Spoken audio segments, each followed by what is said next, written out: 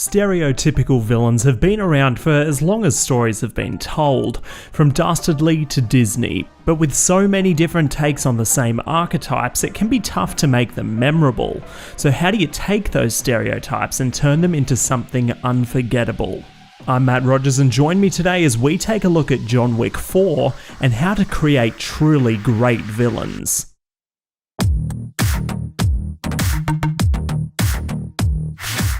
Now, I'm bringing you weekly videos covering the best and worst of movies and television and delivering it straight to your subscription feed. So to stay up to date and support the channel, be sure to hit that like button, subscribe, and ring that bell to not miss a single thing.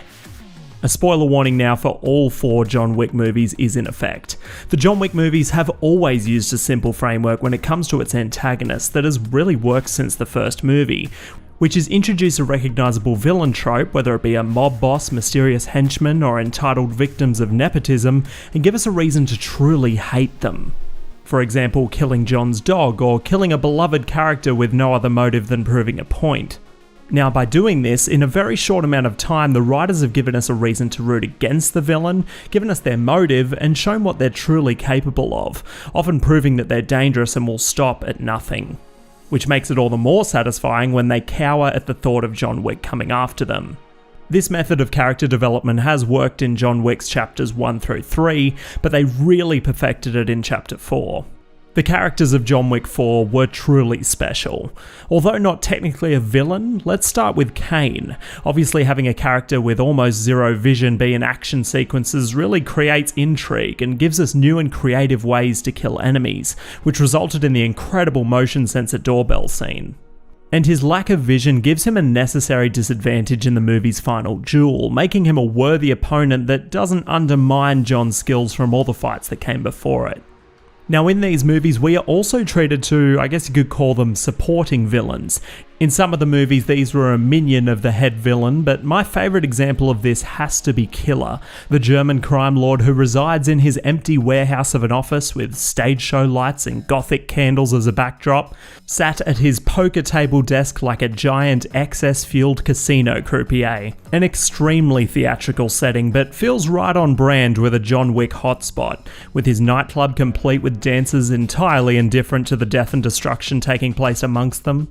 As Megamind says, the difference between a villain and a supervillain is presentation, and the makers of John Wick know how theatrical and over the top this setting is, but with a relatively thin story to frame this thread of adrenaline-filled action sequences, we need these larger-than-life set pieces to house these larger-than-life characters.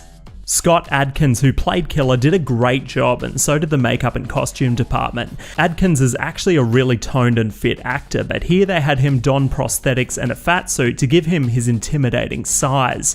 His look actually reminded me a lot of the bank manager from Despicable Me. And with his impressive moves despite his size, it gave his kill scene some real weight. But let's go up a rung on this ladder leading to what we know as the High Table, and Bill Skarsgard's Vincent de Gramont. Sure, at first we see him in his exquisite surroundings in his custom suits in countless colours. We know he's not to be trifled with, but we don't really know why until we see him kill our beloved continental receptionist in cold blood. Going back to what I was saying before, it really gives us a reason to hate him and builds anticipation for his confrontation with Mr. Wick. Later we are shown again that despite his perfect appearance, he doesn't just sit at the high table and have his subordinates do his bidding. He's willing to get his hands dirty and cut the tracker's hand in half.